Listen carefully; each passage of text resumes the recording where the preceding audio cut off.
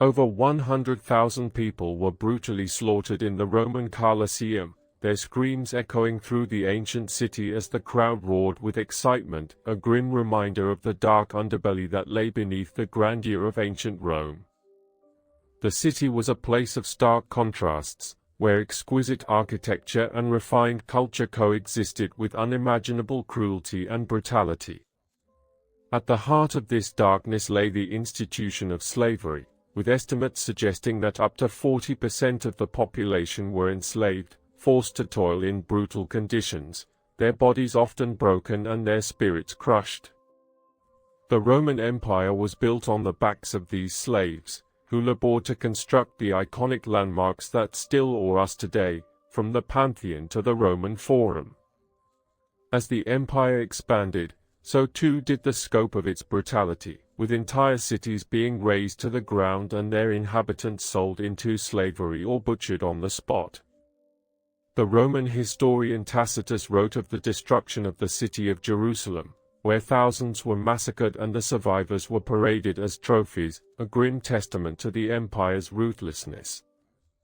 The Roman legions were the instruments of this destruction, their discipline and organization allowing them to conquer and pillage on a scale that was previously unimaginable. But the legions were not just mindless killers, they were also the backbone of the Roman state, and their loyalty was bought and paid for with the blood of their enemies. The Roman emperors were the embodiment of this brutality, with many of them descending into madness and tyranny as they wielded their absolute power.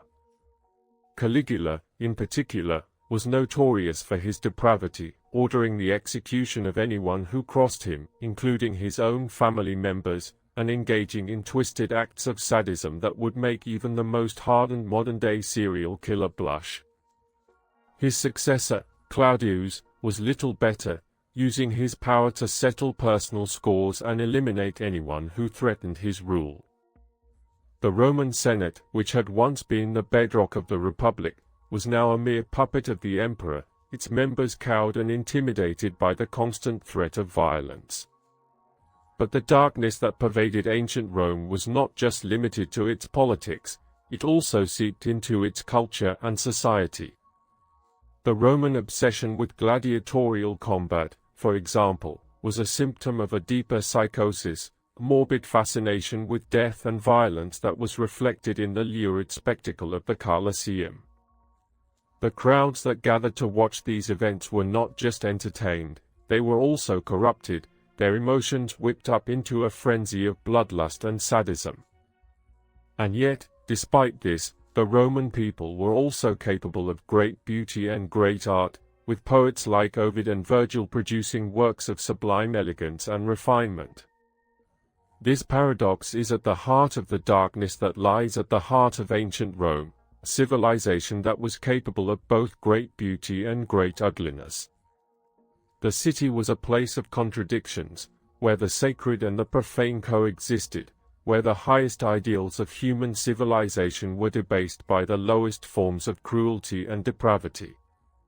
And it is this paradox that continues to haunt us today, a reminder that even in the most advanced and sophisticated societies, there lies a dark underbelly of cruelty and brutality that can never be fully eradicated.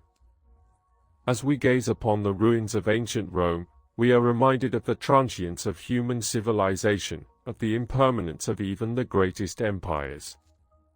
The city that was once the epicenter of power and culture is now a shadow of its former self, a testament to the ravages of time and the destructiveness of human nature. And yet, despite this, the legacy of ancient Rome continues to shape us, its influence seeping into our politics, our culture, and our very psyche. The darkness that lies at the heart of ancient Rome is a darkness that lies at the heart of us all, a reminder that we are all capable of great beauty and great ugliness, and that the line between civilization and barbarism is always thin and easily crossed. In the end, it is this darkness that defines ancient Rome, a civilization that was both magnificent and monstrous, testament to the boundless potential of human creativity and human destructiveness. As we reflect on the legacy of ancient Rome, We are forced to confront the darkness that lies within ourselves, a darkness that can never be fully vanquished, but only acknowledged and understood. And it is this acknowledgement that is the first step towards a deeper understanding of ourselves and our place in the world, a world that is still shaped by the contradictions and paradoxes of ancient Rome. The screams of the victims, the roar of the crowd, and the crumbling ruins of a once great city all serve as a haunting reminder of the darkness that lies at the heart of human civilization, a darkness that will forever be a part of us,